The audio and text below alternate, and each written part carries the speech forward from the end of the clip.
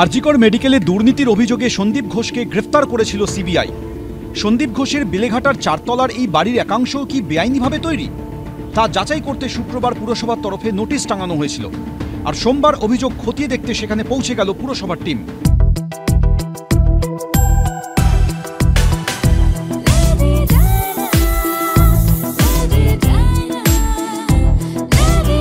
From Lady to Lady Diana. Monet Lady Diana Deals. চেতলার বাসিন্দা অংশুমান সরকার নামে এক ব্যক্তি 11ই সেপ্টেম্বর মেয়র ও বিল্ডিং ডিপার্টমেন্টে ইমেলে একটি অভিযোগ জানান। তার অভিযোগ, সন্দীপ ঘোষের এই চারতলা বাড়ির একাংশ বেআইনিভাবে তৈরি করা হয়েছে। গাড়ির পার্কিংয়ের ক্ষেত্রে নিয়ম লঙ্ঘন করা হয়েছে। চারতলা বিল্ডিং তৈরির জন্য যে ওপেন স্পেস বা খোলা জায়গা রাখার নিয়ম, তা রাখা হয়নি। এই অভিযোগের প্রেক্ষিতে শুক্রবার সন্দীপ ঘোষের বাড়ির বাইরে এই নোটিশ লাগিয়ে দিয়ে যায় কলকাতা পুরসভার একটি প্রতিনিধি দল। নোটিশে লেখা ছিল, আগামী সোমবার 30 তারিখ পুরসভার একটি টিম বাড়ি পরিদর্শনে আসবেন। সেই মতোই এদিন অভিযোগ খতিয়ে দেখতে সন্দীপ ঘোষের বেলেঘাটার বাড়ি পরিদর্শনে গেল পুরসভার একটি দল। আগে একটা প্রতিবেশীরা জানিয়েছিলেন, এটা ঠিক, তারা অভিযোগ করেছিলেন কিছু, কিন্তু এবারে যে অভিযোগটা হয়েছে সেটা কিন্তু সম্প্রতি অভিযোগ করা হয়েছে যে এই ঘটনার পরে, এই আরজিকরের ঘটনার পরে এক ব্যক্তি, তিনি কলকাতা পুরসভায়, অংশুমান সরকার, তিনি কলকাতা পুরসভায় একটি অভিযোগ দায়ের করেন যে এই বাড়ির বিভিন্ন অংশ সেগুলো কিন্তু সঠিক নিয়ম মেনে হয়নি, সেখানে বেআইনি নির্মাণ রয়েছে।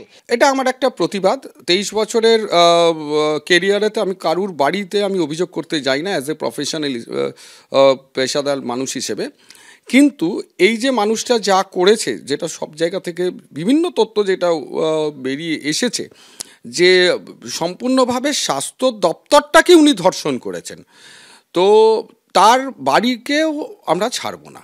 2021 সালে সেই সময় একটা কমপ্লেন করা হয়েছিল, কিন্তু যা হয় আর কি, হ্যাঁ সেই সময় ডকুমেন্ট উনি আগে যে বললেন সেই সময় সব ডকুমেন্ট এগুলো সব আছে, তো যা হয় আর কি, প্রভাবশালী কেউ যদি হয় তো তার যেটা হয় আর কি সমস্যা, মানে তার এগেনস্টে আর কি কর্পোরেশন হয়তো কোনো ব্যবস্থা নিতে চায়নি বা আমাদের প্রশাসন হয়তো ভয় পেত ব্যবস্থা নিতে। বছর 3 আগে সন্দীপ ঘোষের এক প্রতিবেশীও স্থানীয় প্রশাসনের কাছে এই সংক্রান্ত একটি অভিযোগ জানিয়েছিলেন বলে সূত্রের খবর। 2021 সালে যখন 85 নম্বর মানে 85-এর বাসিন্দারা ওই যে তাদের দিকের যে বাউন্ডারি ওয়ালটা ছিল সেই হাইটটা নিয়ে তারা সেই মুহূর্তেই কমপ্লেন করেছিলেন। সেই সময় সন্দীপ ঘোষের সাথে এবং তার পরিবারের সাথে 85-এর লোকেদের অত্যন্ত বাকবিতণ্ডা হয়েছিল এবং খুবই বাজে আচরণ তারা করেছিলেন, যার জন্য 85-এর সুপ্রিয়া দি তিনি বলেছিলেন যে আপনার রেজিস্ট্রেশন না দেখালে কেউ বুঝতে পারবে না যে আপনি একজন ডাক্তার। মানে এতটাই বাজে উনি কথাবার্তা তার মানে প্রতিফলিত হয়েছিল তার ভাষার মধ্যে দিয়ে। উনি ওনার বাড়ির গাড়ি যাতে বেরোতে পারে তার জন্য র্যাম্প করছেন, তার জন্য উনি উঁচু করে নিচ্ছেন। তার মানে উনি মানে পুরোপুরি ব্যাপারটাকে এইটুকু বলতে পারি যে ওনার প্রতিবেশী সুলভ মানসিকতা থেকে উনি অন্য মানুষের যে অসুবিধা হতে পারে সেই জায়গাটা উনি দেখেন। যদি কমপ্লেন পাওয়া যায় যে ইললিগাল আছে, পৌরসভা ভেরিফাই করবে, সার্ভে করবে এবং ইললিগাল যদি পাওয়া যায় সেই পোর্শন ভেঙে দেবে। এটা পৌরসভার আইনেই আছে। এটা আমার পর্যন্ত আসে না বা এ পর্যন্ত আসে না, এটা লোকালি যারা কমপ্লেন নেয় পৌরসভা অফিসে তাদেরই যেটা কর্তব্য সেই কাজটাই ওরা করছে।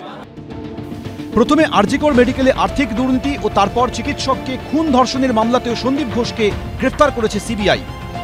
এখন বিতর্কের কেন্দ্রবিন্দুতে তাঁর বেলেঘাটার বাড়িও। অর্ণব মুখোপাধ্যায়, এবিপি আনন্দ, কলকাতা।